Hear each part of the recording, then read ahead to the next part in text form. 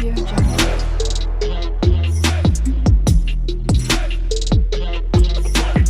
Audio Jungle.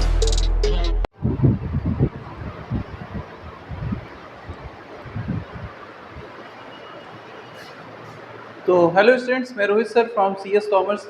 तो बच्चों, fundamental of partnership की आज आपकी नेक्स्ट क्लास है। अपनी चैप्टर में आपने अभी तक क्या क्या पढ़ लिया है, क्योंकि मैं हर क्लास के पहले आपको ये ज़रूर याद दिला देता हूँ। इंटरेस्ट ऑन कैपिटल क्या होता है, कैसे कैलकुलेट करते हैं, उसके कुछ क्वेश्चंस भी हम लोग कर चुके हैं। PL appropriation account, PL account, partners capital account, fixed and fluctuating, ये भी आप कंप्लीट कर चुके हैं। इंटरेस्ट ऑन ड्राइंग हमने कंप्लीट कर लिया। इंटरेस्ट ऑन कैपिटल के केस बेस्ड क्वेश्चन भी हम लोग कर चुके हैं।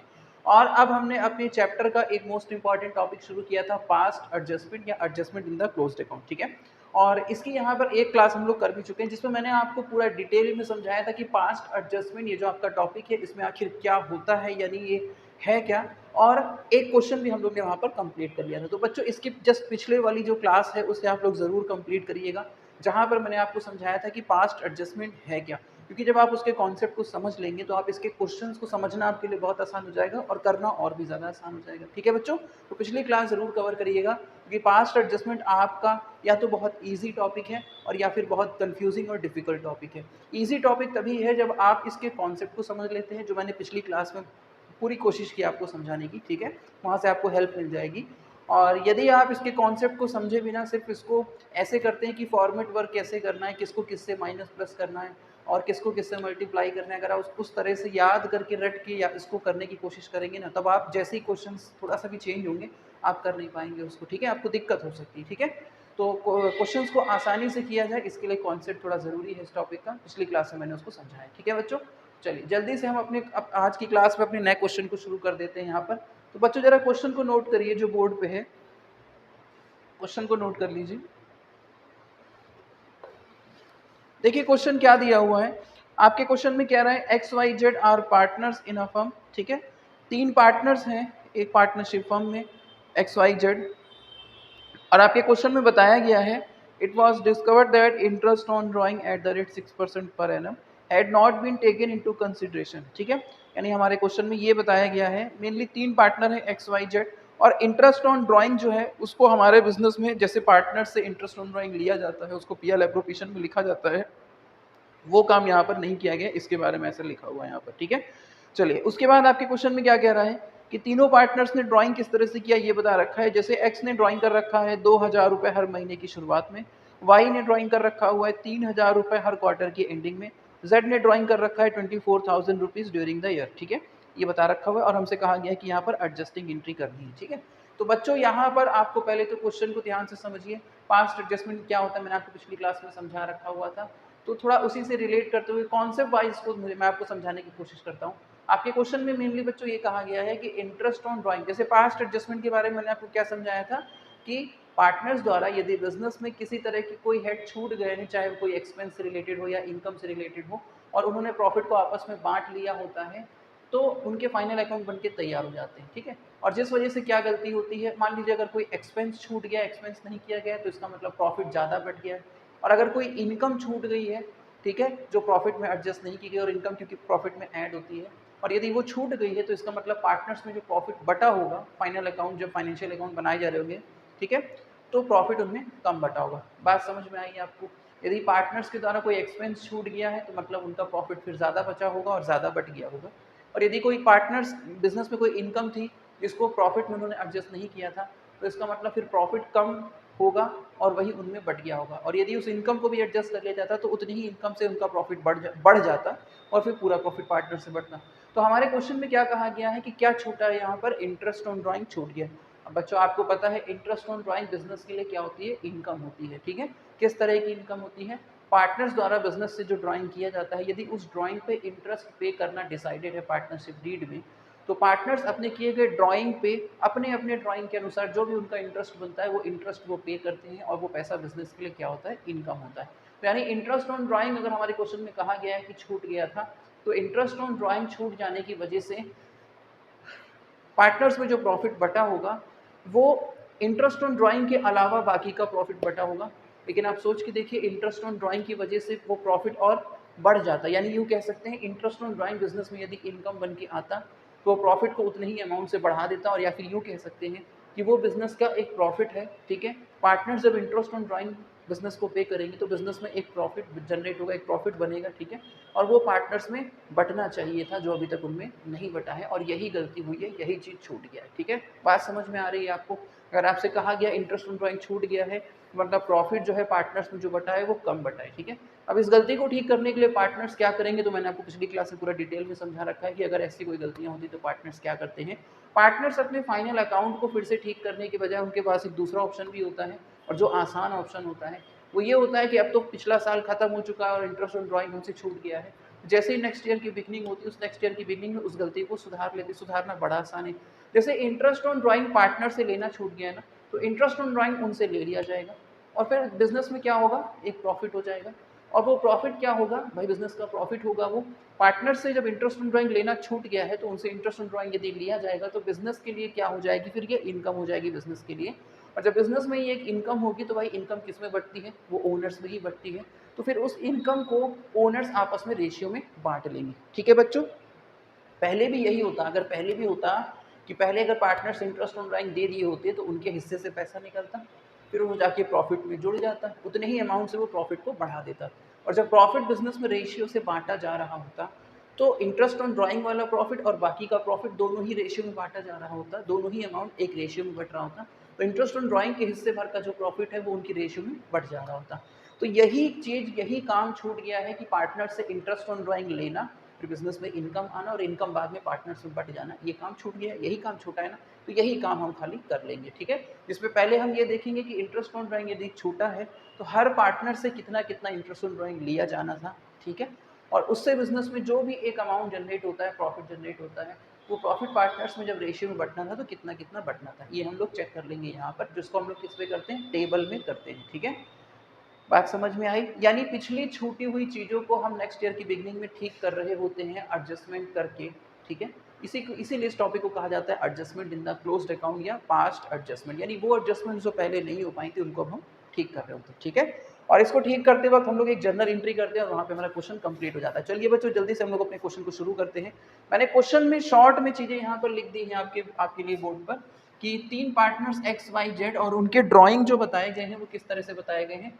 एक्स का 2000 रुपये हर महीने की शुरुआत में वो निकाल लेता है, वाई 3000 रुपये हर क्वार्टर के एंडिंग पे निकालता है, वहीं जेड जो है वो 24,000 रुपये साल में निकाल लेता है, और हमें उसकी डेट नहीं दी गई है, ठीक है, नहीं पता है, ठीक है। और हमारे क्वेश्चन में बताया गया इंटरेस्ट ऑन ड्राइंग जो कैलकुलेट होना था उनके ऊपर 6% के अकॉर्डिंग कैलकुलेट होना था। चलिए तो यहाँ पर हमें क्या करना है, बहुत ही आसान सी बात है, बहुत ही आसान सी बात है। एक ये चीज़ छूटी है ना कि पार्टनर से इंटरेस्ट ऑन ड्राइंग लिया जाना था, फिर बिजनेस में इनकम जनरेट होती, फिर इनकम फिर ओनर्स में बढ़ जाती, रेशियो में होंगे, यही छूटा है ना, तो यही कर लेते हैं। पार्टनर से इंटरेस्ट ऑन ड्राइंग ले लेते हैं और उस इनकम को फिर पार्टनर्स में जिस तरह से रेशियो बांटा जाता है वही बांट देते हैं, बस इतना ही करना है हमको, ठीक है, इसमें कुछ नहीं करना हमको। चलिए तो पहले जरा हम लोग इसको किस पे दिखाते हैं, एक टेबल पे दिखाते हैं, और इस टेबल को कहा जाएगा टेबल शोइंग एडजस्टमेंट, ठीक है। एक ऐसी टेबल जो अभी यहाँ चीज़ें छूटी हैं और जब हम उनको ठीक करने जा रहे हैं तो उसमें कुछ हम एडजस्टमेंट करने जा रहे हैं, तो इसलिए इस टेबल को हम लोग क्या बोलने लगते हैं, टेबल शोइंग एडजस्टमेंट, ठीक है। फॉर्मेलिटीज़ हैं, आपको लिखना होता है जस्ट, ठीक है। 3 पार्टनर्स हैं एक्स वाई जेड और ये टोटल का कॉलम है, ठीक। तो सबसे पहले हम लोग यहाँ देखेंगे भाई यदि तीनों पार्टनर से इंटरेस्ट ऑन ड्राइंग लेना है तो हर पार्टनर का इंटरेस्ट ऑन ड्राइंग होगा क्या, ठीक है, और उसको हम लोग यहाँ पर लिख देंगे, ठीक है। तो यहाँ पर लिखेंगे इंटरेस्ट ऑन ड्राइंग, क्योंकि सबसे पहले तो आप ये देखोगे ना कि हर पार्टनर का इंटरेस्ट ऑन ड्राइंग होता कितना है। चलिए एक एक करके मैं यहाँ पर आपको कैलकुलेट करके दिखाता हूँ, ठीक है। ये वर्किंग का हिस्सा है, ठीक है, वर्किंग का हिस्सा है। तो सबसे पहले हम लोग फाइंड करते हैं, चलिए यहाँ पर एक्स का इंटरेस्ट ऑन ड्राइंग, आइए देखते हैं एक्स के ड्राइंग का नेचर क्या है। एक्स के ड्राइंग का नेचर बच्चों आपके क्वेश्चन में क्या बताया गया है कि वो हर महीने की बिगनिंग में 2000 रुपये निकाल लेता है, और अगर हर महीने की बिगनिंग में 2000 रुपये निकालता होगा, हर महीने की बिगनिंग पे यदि 2000 रुपये निकालता होगा तो इसका मतलब ये है कि वो हमेशा 2-2 हज़ार रुपये निकाला है और हर महीने की शुरुआत में निकाला है। इस बात का ये मतलब हुआ बच्चों कि उसके ड्राइंग करने का जो अमाउंट है वो हमेशा सेम चला है, और एक ड्राइंग से दूसरे ड्राइंग के बीच की टाइम गैपिंग भी सेम चली है। और अगर इस तरह से कोई पार्टनर ड्राइंग करता है कि उसके ड्राइंग के अमाउंट भी सेम है और एक ड्राइंग से दूसरे ड्राइंग के बीच की टाइम गैपिंग भी सेम है, तब उसके सारे ही ड्राइंग पे इंटरेस्ट निकालने का तरीका बच्चों मैंने आपको क्या बताया था, एवरेज मंथ वाला कॉन्सेप्ट बताया था, उसके अकॉर्डिंग हम लोग यहाँ पर इंटरेस्ट ड्राइंग कैलकुलेट कर लेंगे। मैंने अपनी क्लास में आपको इंट्रोडक्शन ऑन ड्राइंग का टॉपिक जो पढ़ाया हुआ है उसमें जितना भी बताया गया उसमें सारी चीज़ मैंने बहुत डिटेल में बताई है कि किस तरह की इंट्रोडक्शन ऑन ड्राइंग हो सकती है, उसको कैसे कैलकुलेट किया जा सकता है। ठीक है, तो एवरेज मंथ वाले कॉन्सेप्ट से हम लोग यहाँ पर फॉर्मूले से यहाँ पर इंट्रोडक्शन ऑन ड्राइंग इसका कैलकुलेट कर लेंगे। तो इसमें क्या होता था, सबसे पहले आप लिखेंगे total drawing into rate into average month. ठीक है, अगर आप ये कर लेंगे तो एक्स के जितने भी ड्राइंग है सब पे इंटरेस्ट पता चल जाएगा। टोटल ड्राइंग इसका कितना होगा, यदि वो हर महीने 2000 रुपये निकाल रहा था तो इनके इनके साल में कितने महीने, 12 महीने, तो यानी उसने टोटल ड्राइंग कितना किया साल में, 24,000 रुपये। रेट आपके क्वेश्चन में दे रखा है बच्चों, कितना दे रखा हुआ है, 6% पर एनम। अब हमको यहाँ एवरेज मंथ निकालना है, मीन्स कि इस ड्राइंग पे कितने महीनों का इंटरेस्ट लिया जाए। तो वो एवरेज मंथ बच्चों कैसे निकाला जाता है, यदि किसी पार्टनर के ड्राइंग का अमाउंट सेम है और एक ड्राइंग से दूसरे ड्राइंग के बीच के टाइम गैपिंग भी सेम चल रही है, तो हमारे फॉर्मूले में जो एवरेज मंथ की जगह होती है वहाँ पर कितने महीनों का इस पर इंटरेस्ट कैलकुलेट करेंगे। तो एवरेज मंथ मतलब कितने महीने। ठीक है, वो एवरेज मंथ कैसे निकाला जाता है, पार्टनर के द्वारा ड्राइंग जब पहली बार किया गया था करेंट ईयर में, उसके बाद करेंट ईयर एंड होने में जितने भी महीने बचे हुए थे, यानी वो अगर, ठीक है, पार्टनर के द्वारा करेंट ईयर में पहली बार जब ड्राइंग किया गया था उसके बाद करेंट ईयर एंड होने में जितने भी महीने बचे थे, प्लस आखिरी ड्राइंग के बाद करेंट ईयर एंड होने में कितने महीने बचे हैं, डिवाइडेड बाय 2। जब आप ऐसा कर लेते हैं तो आपको एवरेज मंथ पता चल जाता है, और जिसका यूज आप करते हैं इस तरह से यहाँ पर इंटरेस्ट ऑन ड्राइंग कैलकुलेट करने के लिए। तो पहले ड्राइंग के बाद करेंट ईयर एंड होने में कितने महीने बचे होंगे, यदि वो हर महीने की बिगिनिंग पे पैसा निकालता था तो इनका फाइनेंशियल ईयर क्या है, अप्रैल मई जून जुलाई ऐसे करके नेक्स्ट ईयर मार्च तक 12 महीने कंप्लीट होंगे। और हर महीने की अगर शुरुआत में निकालता था तो पहला ड्राइंग उसने कब किया होगा, 1 अप्रैल को। 1 अप्रैल को पहला ड्राइंग किया, उसके बाद साल खत्म होने में कितने महीने बचे, 12। ठीक है, कितने महीने बचे, 12।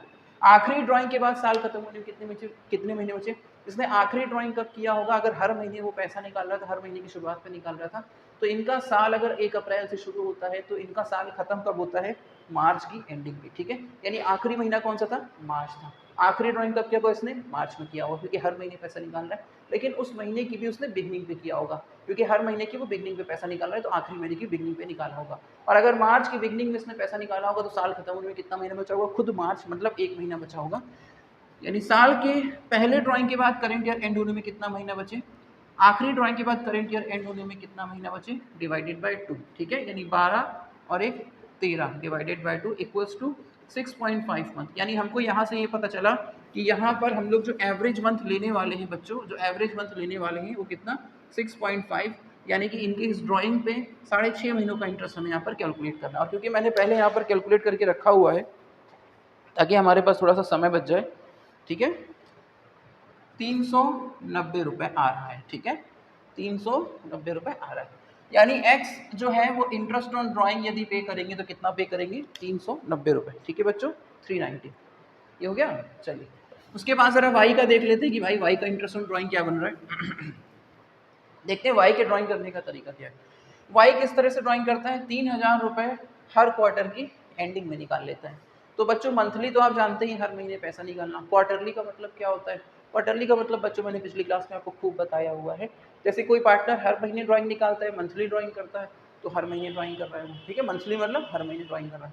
क्वार्टरली का मतलब होता है 3 महीने में एक बार ड्राइंग करना। तो इस तरह से साल में कितनी बार 3 महीनों का ग्रुप पड़ेगा, 4 बार। ठीक है, क्योंकि साल 12 महीनों का होता है, तो अगर आप साल को एक एक महीने में बांटेंगे तो 12 महीने होते हैं, 3-3 महीने के ग्रुप में बांटेंगे तो 4 क्वार्टर, और वो जो एक ग्रुप है 3 महीने को, क्या कह रहे हैं, क्वार्टर कह रहे हैं। ठीक है, तो साल में कितनी बार आएंगे ये क्वार्टर, 4 क्वार्टर होंगे साल में। ठीक है, यानी 3-3 महीने के 4 हिस्से होंगे यहाँ पर। और यदि वो क्वार्टरली ड्राइंग करता है, मीन्स 3 महीने में एक बार ड्राइंग करता है, तो उसने साल में सबसे पहले तो आप साल में 4 बार ड्राइंग किया हुआ। ठीक है, सबसे पहले इनके ड्राइंग करने का नेचर क्या है कि वो हर क्वार्टर ड्राइंग करता है, मतलब हर 3 महीने में एक बार पैसा निकालता है, वो भी कब, हर क्वार्टर की एंडिंग पे, हर क्वार्टर की एंडिंग पे, एंडिंग ऑफ ईच क्वार्टर। ठीक है, तो हर 3 महीने में एक बार पैसा निकालता है, पहले 3 महीने में, दूसरे 3 महीने में, चौथे और तीसरे और चौथे 3 महीने में। ठीक है, मतलब कि कंटिन्यू जो 4 क्वार्टर पड़े, हर क्वार्टर में उसने पैसा निकाला, वो भी हर 3 महीने की एंडिंग में निकाल रहा है, क्वार्टरली की एंडिंग में निकाल रहा है, क्वार्टर की एंडिंग में पैसा निकाल रहा है।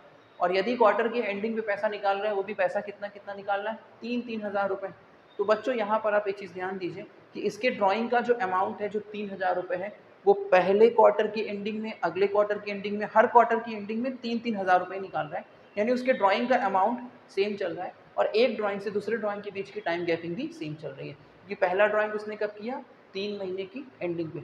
दूसरा ड्राइंग कब किया? अगले 3 महीने की एंडिंग में, यानी पहले और दूसरे ड्राइंग के बीच में 3 महीनों का गैप आ रहा है। फिर उसी तरह से अगले 3 महीने की एंडिंग पे, तो यानी कि हर ड्राइंग के बीच में 3-3 महीने का गैप चल रहा है और ड्राइंग का अमाउंट भी सेम चल रहा है। तो जब कभी पार्टनर के ड्राइंग का अमाउंट हमेशा सेम रहा, ठीक है, साल में उसने जितनी बार भी ड्राइंग किया, और एक ड्राइंग से दूसरे ड्राइंग के बीच की गैपिंग भी सेम चल रही है, मतलब हर ड्राइंग के बीच की टाइम गैपिंग भी सेम चल रही है, तब हम लोग उसके सारे ही ड्राइंग पे इंटरेस्ट एक बार में निकाल लेते हैं। वही मेथड जो अभी मैंने आपको बताया था, इंटरेस्ट ऑन ड्राइंग कैलकुलेट करने का एवरेज मंथ वाला मेथड, ठीक है। वाई की हम लोग बात कर रहे हैं, तो सबसे पहले आप क्या लिखते हैं? टोटल ड्राइंग, उसके बाद आप रेट मल्टीप्लाई करते हैं, उसके बाद आपको क्या करना होता है? Multiply average month. ये बात समझे बच्चे आप? अच्छा, टोटल ड्राइंग कितना किया होगा इसने? यदि ये 3 महीने में एक बार पैसा निकालता है, और कितना निकालता है? 3000, फिर अगले 3 महीने में, फिर अगले 3 महीने में, अगले 3 महीने में, साल में कितने 3 महीने पड़े? 4 बार, यानी 3000 रुपये उसने टोटल 4 बार निकाले हैं, तो 12,000 रुपये उसने साल में ड्राइंग कर रखा है। 3000 रुपये वो 3 महीने में एक बार निकालता है ना, तो साल में कितने 3 महीने पड़ेंगे? 4, यानी उसने 4 बार पैसा निकाला होगा, तो 3000 रुपये अगर 4 बार निकाला जाए तो कितना टोटल ड्राइंग उसने कर रखा है? 12,000।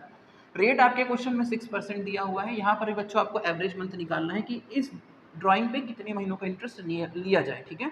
तो एवरेज मंथ बच्चों आप उसी तरह से यहाँ पर निकालेंगे, क्योंकि यहाँ पर पार्टनर के ड्राइंग का अमाउंट और एक ड्राइंग से दूसरी ड्राइंग के बीच की टाइम गैपिंग सेम चल रही है, तो एवरेज मंथ आप उसी तरह से निकालेंगे कि मतलब पहले ड्राइंग के बाद साल में जब उसने पहली बार ड्राइंग किया होगा, उसके बाद करंट ईयर एंड होने में कितना महीना बचा, और जब उसने साल में आखिरी बार ड्राइंग किया होगा, क्योंकि हर ड्राइंग के बीच की टाइम गैपिंग सेम चल रही है, तो पहले ड्राइंग के बाद साल में खत्म होने में कितने महीने बचे, और आखिरी ड्राइंग के बाद साल खत्म होने में कितने महीने बचे, दोनों का ऐड कर देंगे और 2 से डिवाइड कर देंगे। तो आइए जरा देखते हैं क्या होगा यहाँ पर। तो पहला ड्राइंग उसने कब किया होगा? वो क्वार्टरली 3 महीने में एक बार पैसा निकालता है, तो पहले 3 महीने कौन से पड़े होंगे? अप्रैल, मई, जून। पहले 3 महीने कौन से पड़े? अप्रैल, मई, जून। और इन 3 महीनों की भी एंडिंग उसने निकाला, मतलब जून की एंडिंग पे निकाला। जून की एंडिंग में बोला, मतलब जून का जो भी महीने का लास्ट डेट है उस पे पैसा निकाला। तो आगे साल खत्म होने में कितने महीने बचे थे? साल आगे कहाँ तक कंटिन्यू होगा? 31 मार्च तक। तो आगे साल खत्म होने में बचे हैं 31 मार्च तक आने में, यानी 30 जून की आखिरी से साल खत्म होने में कितने महीने बचे हैं? 9 मंथ, ठीक है, क्योंकि 3 महीने खत्म हो गए, तो आगे कितने महीने बचे? 12 महीने कंप्लीट होने में 9 मंथ बचे, यानी कि पहले ड्राइंग के बाद साल कंप्लीट होने में कितने महीने बचे हैं? 9 मंथ। उसके बाद हम लोग चेक करेंगे कि आखिरी ड्राइंग के बाद साल खत्म होने में कितने महीने बचे होंगे। तो बच्चों सोचिए, आखिरी ड्राइंग उसने कब किया होगा? आखिरी क्वार्टर में, आखिरी क्वार्टर में, यानी साल के आखिरी वाले जो 3, क्योंकि वो हर 3 महीने में एक बार पैसा निकालते हैं, तो साल में 3 महीने कितनी बार पढ़ रहे थे? 4 बार पढ़ रहे थे। तो आखिरी वाला उसने ड्राइंग कब किया होगा? आखिरी वाले क्वार्टर में। और आखिरी क्वार्टर कौन सा होगा? अगर 1 अप्रैल से 31 मार्च तक का इनका साल है, तो आखिरी 3 महीने कौन से होंगे? जनवरी, फरवरी, मार्च। जनवरी, फरवरी, मार्च, ठीक है। तो ये आखिरी वाला 3 महीना था, और इस 3 महीने में वो कब पैसा निकालेगा? क्या जनवरी, फरवरी, मार्च कब निकालेगा? तो हमें पता है कि वो हर क्वार्टर की कब निकालता है पैसे? एंडिंग में निकालता है। तो जनवरी, फरवरी, मार्च की एंडिंग में निकालेगा, तो मार्च की एंडिंग में पैसा निकालेगा। और यदि मार्च की एंडिंग में वो पैसा निकालता है, तो करंट ईयर वहीं पर स्टॉप हो जाता है, वहीं पर खत्म हो जाता है, ठीक है। तो यानी कि आखिरी ड्राइंग के बाद उसका करंट ईयर एंड होने में एक भी महीना नहीं बचा, यानी आखिरी ड्राइंग के बाद उसके कितने महीने बचे? 0 डिवाइडेड बाय 2, ठीक है। 9 डिवाइडेड बाय 2 इक्वल्स टू 4.5 महीनों का इंटरेस्ट यहाँ निकलेगा, ठीक है, मतलब 4.5 आ रहा है। तो ये हमें ये बताता है कि इस तरह के ड्राइंग पे कितने महीनों का इंटरेस्ट लिया जाए। इस तरह के ड्राइंग पे कितने महीनों का इंटरेस्ट लिया जाएगा? 4.5 महीनों का इंटरेस्ट लिया जाएगा, ठीक है। और जब मंथ वाइज इंटरेस्ट हम कैलकुलेट कर रहे होते हैं, तो डिवाइड में 12 चलता है, ये बच्चों आप बहुत अच्छे से जानते हैं, ठीक है। तो यहाँ पर इंटरेस्ट यहाँ कितना कैलकुलेट होने वाला है? 270 रुपये, 270, ठीक है। वाई का इंटरेस्ट ऑन ड्राइंग कितना आने वाला है? 270 रुपये, ठीक है। तो यानी वाई जो है इंटरेस्ट ऑन ड्राइंग उन्हें कितना पे करना था, जो वो अभी तक नहीं पे किए, 270 रुपये। उसके बाद बच्चों हम लोग बात कर लेते हैं जेड की, और जरा देखते हैं कि जेड की ड्राइंग करने का नेचर आखिर है क्या। देखिए जेड किस तरह से ड्राइंग कर रहा है, आपके क्वेश्चन में क्या बताया गया है? क्वेश्चन में आपके बच्चों क्या बताया गया? अभी हम लोग बच्चों ये देख रहे हैं कि पार्टनर्स ने इंटरेस्ट ऑन ड्राइंग उनका छूट गया था, तो हम लोग क्या देख रहे हैं कि पार्टनर से इंटरेस्ट ऑन ड्राइंग फिर लिया जाएगा, जिस वजह से बिजनेस में एक इनकम होगी, ठीक है, और वो इनकम पार्टनर्स में रेशियो में बढ़ जाएगी। तो पार्टनर से इंटरेस्ट ऑन ड्राइंग लिया जाएगा, तो एटलीस्ट पहले हम उनका इंटरेस्ट ऑन ड्राइंग यहाँ पर फाइंड कर रहे हैं, पहले हम लोग ये कर रहे हैं, ठीक है। तो आइए देखते हैं जरा जेड का क्या होने वाला है इंटरेस्ट ऑन ड्राइंग। तो जेड की ड्राइंग का नेचर बच्चों देखिए क्या दे रखा है। जेड की ड्राइंग में बताया गया है कि वो 24,000 रुपये निकालता है बिजनेस से ड्यूरिंग द ईयर। यदि कोई पार्टनर बिजनेस से ड्राइंग कर रहा है, लेकिन क्या लिखा है? ड्यूरिंग द ईयर, या फिर यूँ कहें कि उसकी ड्राइंग की हमको डेट नहीं पता। और जब किसी पार्टनर की ड्राइंग की डेट हमको नहीं पता होता है और हमें उस पर इंटरेस्ट कैलकुलेट करना है, अगर डीड में दिया हुआ है कि इंटरेस्ट लिया जाना है, तो उस पर हम लोग 6 महीनों का इंटरेस्ट कैलकुलेट कर लेते हैं बस, ठीक है। तो जेड का इंटरेस्ट ऑन ड्राइंग, जो इंटरेस्ट ऑन ड्राइंग टॉपिक बच्चों मैंने आपको पढ़ाया है ना, उसमें इंटरेस्ट ऑन ड्राइंग कितने तरीकों से कैलकुलेट किया, जैसे कितने तरह के ड्राइंग होते हैं, सब कुछ बताया हुआ है, ठीक है। आप अगर वाली क्लासेस देखेंगे सीक्वेंस में तो आपको हर तरह के इंटरेस्ट ऑन ड्राइंग कैलकुलेट करने आ जाएंगे। तो पार्टनर ने ड्राइंग कितना कर रखा था, 24,000 रुपये। इंटरेस्ट रेट कितना है, कितना इंटरेस्ट लगेगा, 6%। लेकिन इसमें कितने महीनों का कैलकुलेट होगा, 6 महीनों का, तो 6/12 कर देंगे हम लोग यहाँ पर, ठीक है बच्चों। तो यहाँ पर मैंने इसको भी कैलकुलेट कर रखा हुआ है, तो यहाँ पर आ रहा है कितना, 720 रुपये, 720 रुपये, ठीक है। यानी जेड जो है उन्हें, उनका कितना इंटरेस्ट ऑन ड्राइंग बनता है बच्चों, 720 रुपये, ठीक है। इसे आप लोग देख लीजिए। चलिए, तो अब इनकी टोटलिंग हो गई 1380, ठीक। तो बच्चों हम लोग अपने क्वेश्चन में कहाँ तक पहुँच चुके हैं, अपने क्वेश्चन में हम लोग कहाँ तक पहुँच चुके हुए हैं बच्चों। आपके क्वेश्चन में ये कहा हुआ था कि पार्टनर्स का जो इंटरेस्ट ऑन ड्राइंग है वो छूट गया है, ठीक है। उसे ठीक करना है हमको। यदि ठीक करने जाए तो हम उनसे इंटरेस्ट ऑन ड्राइंग लेंगे, और यदि इंटरेस्ट ऑन ड्राइंग उनसे लिया जाएगा तो मैंने आपको पिछली क्लास में बताया था कि पार्टनर के हिस्से से जब पैसा निकलता है तो डेबिट होता है, जब उनके हिस्से में पैसा जाता है तो क्या होता है, क्रेडिट होता है। या ये एक लैंग्वेज भी है, पार्टनर के हिस्से से पैसा निकल रहा है तो उसे हम लोग डेबिट होना कहेंगे, उनके हिस्से में पैसा जा रहा है तो हम उसे क्रेडिट कहेंगे, ठीक है। अच्छा, आपके मोबाइल में जब आपके अकाउंट में बैलेंस आता होगा तो क्या आता है, अकाउंट में आपके पैसा क्रेडिट हो गया। तो एक जस्ट एक लैंग्वेज है, ठीक है। याद रखिएगा इसको कि पार्टनरशिप में पार्टनर्स के हिस्से से पैसा अगर निकल रहा है तो उसको डेबिट बोला जा रहा है, उनके हिस्से से पैसा जा रहा है तो उसे क्रेडिट बोला जा रहा है, ठीक है। मैं आपको ये क्यों बार बार बता रहा हूँ, क्योंकि इंटरेस्ट ऑन ड्राइंग यदि छूट गया था बिजनेस में और यदि उसको ठीक किया जाएगा तो पार्टनर के हिस्से से इंटरेस्ट ऑन ड्राइंग निकलेगा, ठीक है। उन्हें पे करना है ना, इसलिए हम लोग यहाँ पर क्या शब्द लिखेंगे, डेबिट, ठीक है। चलिए, अब भाई पार्टनर से इंटरेस्ट ऑन ड्राइंग यदि लिया जाएगा तो जिस वजह से बिजनेस में एक टोटल अमाउंट कितना इकट्ठा होगा, 1380 रुपये। और यदि किसी से पैसा लेके बिजनेस में पैसा इकट्ठा हो तो बिजनेस का क्या है, प्रॉफिट है। एंड यदि वो प्रॉफिट है तो भाई प्रॉफिट पे किसका अधिकार होता है, ओनर्स का अधिकार होता है। तो ये प्रॉफिट फिर पार्टनर्स में बट जाएगा। तो आप यहाँ पर दिखाएंगे डिवीजन ऑफ 380 किस रेट, अब ये प्रॉफिट है एंड प्रॉफिट पार्टनर्स में बढ़ जाएगा, प्रॉफिट है, प्रॉफिट पार्टनर्स में बढ़ जाएगा। एंड प्रॉफिट या लॉस पार्टनरशिप में पार्टनर्स में कैसे बढ़ता है, उनके रेशियो में बढ़ता है। तो जल्दी से चेक करिए क्या हमारे क्वेश्चन में रेशियो दिए हुए हैं बच्चों। हमारे क्वेश्चन में रेशियो नहीं दिए थे, और जब रेशियो नहीं दिए जाते तो हम क्या मान लेते हैं, इक्वल, यानी 1:1:1 जितने पार्टनर्स हैं, ठीक है। तो बच्चों अब ये 1380 रुपये जब तीनों पार्टनर्स में बटेगा, एक्स, वाई और जेड में, तो इस रेशियो में बटेगा तो एक्स को कितना मिलेगा, इसमें से जरा हम लोग चेक कर लेते हैं, 1/3, ठीक है। तो ये हो गया 460 रुपये, ठीक है। y को कितना मिलेगा, सेम अमाउंट, क्योंकि रेशियो तो सेम ही चल रहे हैं। y का रेशियो क्या है, 1/3। और बच्चों मैंने आपको प्रॉफिट या लॉस रेशियो में कैसे बांटा जाता है तो बहुत ही बता रखा है पिछली क्लास में, ठीक है। तो पिछली क्लास ज़रूर देखिए, मैंने वहाँ पर बहुत कोशिश की आपको चीज़ें समझाने की। तो यदि वो पैसा यदि बिजनेस में टोटल इकट्ठा होता है, वो पार्टनर्स में बाद में रेशियो में बढ़ता है तो कितना कितना किसको मिलता है, 460 रुपये इनको, 460 इनको, 460 इनको, ठीक है। और इसकी टोटलिंग फिर क्या होगी, 1380 होगी, इसमें यहाँ पर नहीं मिलती, ठीक है। अब बच्चों आप पता है, आप यहाँ पर एक चीज़ देखेंगे, आप यहाँ पर एक चीज़ देखेंगे, क्या पता चल रहा है आपको, मालूम है कि जैसे इंटरेस्ट ऑन ड्राइंग बिजनेस में छूट गया था, और यदि वो पैसा पार्टनर से लिया जाए और बिजनेस में जिस वजह से पैसा फिर आएगा, इनकम होगी और इनकम फिर ओनर्स में बढ़ जाएगी, तो ऐसा नहीं लग रहा है कि इस कंडीशन में पार्टनर से पैसे पहले लिए जा रहे हैं, फिर बिजनेस में प्रॉफिट जनरेट होने के बाद जब उन्हें बढ़ रहा है तो फिर उसमें से उनको मिल भी रहा है, क्योंकि एज अ ओनर होने के नाते बिजनेस में कोई भी इनकम होती है, एज अ ओनर होने के नाते बिजनेस की कोई भी इनकम है तो वो तो पार्टनर्स में ही बटनी है, मालिकों में ही बटनी है। तो प्रैक्टिकली तो यही कर रहे हैं कि उनके हिस्से से पैसा कम हो रहा है, बिजनेस में इनकम जनरेट हो रही है, फिर उनमें बढ़ जा रहा है। ऐसा नहीं लग रहा है एक्स से पैसा लिया जाएगा फिर एक्स को मिलेगा, वाई से पैसा लिया जाएगा फिर उसको मिलेगा, तो फाइनल रिजल्ट क्या होगा, चलो वही देख लेते हैं, फिर डायरेक्ट वही उनमें ट्रांसफर कर देते हैं। तो अब हम लोग वही देखने आ रहे हैं। देखिए एक्स की स्थिति, अच्छा ये पैसा पार्टनर्स को मिल रहा है और पार्टनर्स को पैसा मिलता है तो क्या लिखते हैं, क्रेडिट, ठीक है। तो यानी कि एक्स को जो है, एक्स के हिस्से से कितना पैसा निकल रहा था, 390, और उसे मिलना कितना है, 460। यानी आपको किसी से अगर 390 लेना है और कितना देना है, 460 दे देना है। 390 लोगे फिर उसे 460 दोगे, ऐसा नहीं लग रहा है कि हम 390 लेके पहले उसी का 390 वापस कर रहे हैं, और 460 देना था ना तो फिर हम उसे 70 रुपये और दे रहे हैं, यही तो हो रहा है। 390 लेके उसको 460 दे रहे हैं, तो इससे अच्छा यही करें, 390 लेके 460 देंगे, इससे अच्छा उसको हम 70 रुपये देने की कंडीशन में तो है, तो 70 रुपये दे देते हैं। यहाँ पर देखिए ऐसा नहीं लग रहा है कि एक्स से 390 लिया जाएगा और इसको 460 दे दिया जाएगा। तो इसका पहले तो डिफरेंस देखिए क्या आ रहा है, क्रेडिट का अमाउंट बड़ा है, इसमें से इसको आप माइनस कर दीजिए तो आया यहाँ 70, ठीक है। और यहाँ क्या लिखेंगे, क्रेडिट, ये क्रेडिट की वजह से आ रहा है, मीन्स उसमें क्रेडिट वाला ज़्यादा था, इसमें से इसको ये आपको मैं बता रहा हूँ कि एक फॉर्मेट पर क्या है, जैसे क्रेडिट वाला है, ये डेबिट वाला है, ठीक है। तो जो ज़्यादा है उसमें से दूसरे वाले को माइनस कर दीजिए, तो इसमें से इसको माइनस कर दिया तो बचा कितना 70, ये 70 किसका बचा हुआ, क्रेडिट वाले का ही बचा हुआ, क्रेडिट वाला ज़्यादा था, इसमें से अगर इसको माइनस कर देंगे तो क्रेडिट का ही बैलेंस आया होगा। एक तो ये चीज़ हो गई, ठीक है। और इसको आप कॉन्सेप्ट वाइज समझे ना, तो एक्स के हिस्से से कितना पैसा निकल रहा था 400, एक्स को कितना पैसा मिलना है 460, उससे लिया कितना जाना है 390।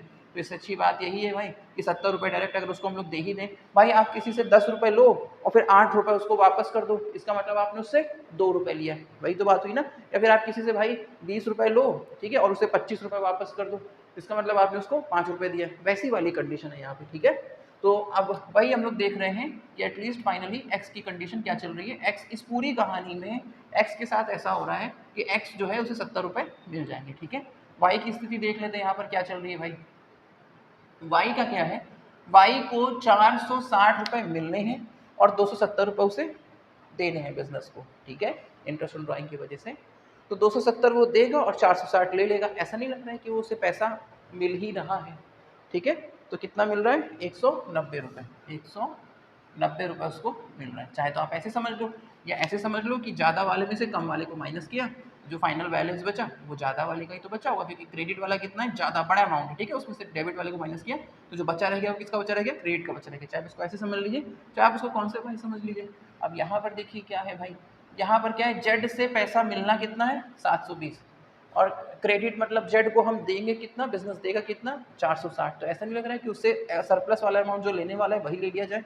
मीन्स आप इसको 460 उससे 720 लोगे और 460 उसे दे दोगे, इसका मतलब इसका जो डिफरेंस है वो क्या आ रहा है कि हमें उससे पैसा लेने की कंडीशन में हम, ठीक है। एक तो आप ऐसे समझ सकते हो, तो हम उससे कितना पैसा लेने की कंडीशन में है 260 रुपये, या फिर आप इसको ऐसे भी समझ सकते हो कि भाई 720 रुपये का डेबिट अमाउंट है और क्रेडिट अमाउंट कितना है 460, ज़्यादा वाला कौन है ये, इसमें से इसको माइनस करोगे तो किसका बचा रह जाएगा, डेबिट का बचा रह जाएगा। ऐसे भी समझ सकते हो, यहाँ पर कुछ नहीं होना है, ठीक है। और या फिर इसका आपको प्रैक्टिकल भी आप ऐसे समझो, इसको मतलब समझ के चलिए, आप इसको रटिए नहीं, मैं नहीं चाहता हूँ आप किसी चीज़ को रटिए, ठीक है। जैसे मान लो आप किसी से 10 रुपये ले लो और 8 रुपये वापस कर देने, 10 लिए आपने और उसको 8 वापस कर दिए, ऐसा नहीं लग रहा है आपके पास ये जो 2 रुपये बचे रहेगा ये उसी के। तो प्रैक्टिकली हम लोग ये भी तो कर सकते थे कि 2 रुपये उसे डायरेक्ट ले लेते हैं, इस बात को समझते हैं कि भाई मैं तुमसे 10 लूँगा फिर मैं 8 तुम्हें दे दूँगा, तो वो भी कहेगा तुम मुझसे 10 लोगे और फिर मुझे 8 दे दोगे, मेरे ही वाले 8 दे दोगे, तो फाइनली उसके 2 रुपये मेरे पास पड़े रहेंगे, तो प्रैक्टिकली मैं उससे 2 ही रुपये ले लूँ तो भी बात वही हो जाएगी, फिर लेन देन बार बार नहीं करना पड़ेगा। तो वैसे भी इसको समझा जा सकता है कि यहाँ पर ये डेबिट क्रेडिट का आखिर मामला आखिर है क्या, ठीक है। और अब बच्चों यहाँ पर देखिए क्या है, जब हमारी ये टेबल बन जाती है, मेन आपका क्वेश्चन जो है उसमें आपको जो सोल्यूशन देना होता है वो एक तो ये टेबल बनानी होती है, फिर उसके बाद आपकी इनके जो डेबिट क्रेडिट आए से जर्नल एंट्री करनी होती है। जर्नल एंट्री को कैसे किया जाता है, यहाँ पे हेडिंग पड़ जाएगी आपकी जर्नल एंट्री फॉर एडजस्टमेंट, ठीक है, या एडजस्टिंग जर्नल एंट्री। देखिए जर्नल एंट्री करने का तरीका क्या है यहाँ पर बच्चों, जो डेबिट में है और उसको लाके डेबिट में लिख दो, क्योंकि जर्नल एंट्री में कुछ डेबिट में आएगा कुछ क्रेडिट में आएगा, तो जिसका आंसर डेबिट में आ रहा है उसको लाके डेबिट में लिख दो, उसको लाके डेबिट में लिख दो मतलब Z, ठीक है। तो हम लोग यहाँ पर Z कैपिटल अकाउंट डेबिट 260 रुपये, और जो लोग क्रेडिट में हैं उनको लाके क्रेडिट में लिख दो, क्रेडिट में कौन है X, तो X पास्ट एडजस्टमेंट में जब आप जर्नल एंट्री कर लेते हैं एकदम सही तब आपको पूरे नंबर मिल जाते हैं, ठीक है। तो जर्नल एंट्री पे आपको थोड़ा ध्यान देना पड़ेगा कि जर्नल एंट्री करना कैसे, और अगर आप इतना कर लिए तो जर्नल एंट्री बहुत आराम से कर लेंगे। क्रेडिट में कौन है वाई, कितने अमाउंट से क्रेडिट में 190, ठीक है। एक तो ये हो गया, यहाँ नरेशन हो जाएगा adjustment for omission interest on drawing, ठीक है बच्चों, ठीक है। नरेशन लिखने की जरूरत नहीं है, आप तो लिख लोगे उसको। यहाँ पे नरेशन, यहाँ पे जो हो रहा है वही हम दिखा रहे हैं। यहाँ पर क्या हो रहा है, जो इंटरेस्ट ऑन ड्राइंग हम लोग भूल गए थे, ठीक है, उसी का एडजस्टमेंट हुआ, और एडजस्टमेंट के बाद फाइनल रिजल्ट निकल के आ रहा है कि भाई जो पार्टनर डेबिट में होता है, किसी पार्टनर की कैपिटल अगर डेबिट में मतलब उसके से उतना पैसा निकलेगा, और किसी पार्टनर की कैपिटल अगर क्रेडिट में मतलब उसको उतना पैसा मिलेगा, ठीक है। आप इसको ऐसे समझिएगा। तो यानी इस पूरी कहानी में जेड की स्थिति ऐसी रही कि जेड से 260 रुपये कम हो रहा है, उसके हिस्से से कम हो रहा है, और इनके हिस्से में पैसा इतना बढ़ रहा है, ठीक है। ऐसा क्यों हो रहा है, क्योंकि बिजनेस में एक ऐसा हेड छूटा था जिस वजह से पार्टनर के हिस्से से पैसा निकलना था, फिर बिजनेस से पैसा इकट्ठा होना था, फिर पार्टनर्स को मिलना भी था। तो यदि इस कंडीशन में किसी से पैसा लोगे और फिर उसको दोगे भी, तो इसका एक फाइनल रिजल्ट भी होगा। हम किसी से 10 रुपये लेकर उसको 12 रुपये दे, तो मतलब हमने उसको दो रुपये दिया है, ठीक है। तो बस वही फाइनल रिजल्ट पार्टनर्स यहाँ देखना चाहते हैं और बस उसी फाइनल रिजल्ट यहाँ पर एंट्री कर रहे होते हैं। और वो फाइनल रिजल्ट देखने के लिए उनको ये सारी चीज़ें करनी पड़ती हैं कि भाई इसको इसके हिस्से से निकलेगा कितना, बाद में इसको मिलना होगा तो मिलेगा कितना, तो फाइनल इसकी स्थिति क्या है। मतलब ये जो भूल चूक हुई है, ये जो गलती हुई है, इसमें हर पार्टनर कितना पैसा, फाइनली इसका रिजल्ट देखा जाए तो हर पार्टनर फाइनली कितना पैसा लेना डिजर्व करता है और किस पार्टनर के हिस्से से कितना पैसा निकलने की कंडीशन में है। बस हम लोग वही फाइनली देख लेते हैं टेबल बना के, एंड फाइनली यहाँ पर हम जर्नल एंट्री के थ्रू यहाँ पर दिखा देते हैं कि इनके हिस्से से पैसा निकलेगा 260 रुपये और इन लोग को मिलेगा इतना इतना। ठीक है बच्चों, तो ये आपका पास्ट एडजस्टमेंट की आज हम लोग ने दूसरा क्वेश्चन यहाँ पर किया है। और आपके चैप्टर में जितने तरह के क्वेश्चन हैं हम हर तरह के क्वेश्चन को करेंगे, लेकिन हर तरह का एक एक क्वेश्चन करेंगे बच्चों। ठीक है, क्योंकि आपको तो मालूम है आपका सिलेबस इतना ज़्यादा होता है अकाउंट्स का। ठीक है, और हर तरह के क्वेश्चंस के हम लोग ज़्यादा क्वेश्चन करने लगेंगे तो मेरे लिए थोड़ा मुश्किल हो जाएगा चैप्टर को कंप्लीट करा पाना। यहाँ पर रीज़न ये है कि समय की थोड़ी सी कमी है। ठीक है, तो कोशिश करेंगे कि रिपीट करने का अगर मौका मिला, बट ऐसे ही आपका सिलेबस इतना ज़्यादा है, अगर हम लोग हर तरह के क्वेश्चंस भी करने जाए तो भी काफ़ी अच्छा खासा सिलेबस है। हाँ ठीक है, लेकिन हर तरह के क्वेश्चंस को मैं कराऊंगा इसमें। ठीक है, हो सकता है रिपीट ना करूं, बट हर तरह के क्वेश्चन करा दूंगा आपकी क्लास में। ठीक है बच्चों, तो आज की क्लास में बस इतना ही, फिर हम लोग मिलेंगे नेक्स्ट क्लास में और हम लोग अपने पास्ट एडजस्टमेंट को आगे कंटिन्यू करेंगे और एक नए तरह का क्वेश्चन मैं उठा कर लाऊंगा आपके लिए। ठीक है, अच्छा आज के क्वेश्चन में नया मालूम क्या था ना, पिछले वाले क्वेश्चन में हम लोग ने क्या पढ़ा था कि जब इंटरेस्ट ऑन कैपिटल छूट जाए। आज हमने क्या पढ़ा, जब इंटरेस्ट ऑन ड्राइंग छूट जाए। ठीक है, इसी तरह से कई तरह के बड़े इंटरेस्टिंग क्वेश्चन हैं, तो नेक्स्ट क्लास में हम लोग उसको कंप्लीट करने वाले हैं। ठीक है, आगे की क्लासेस में। थैंक यू स्टूडेंट्स आज के लिए।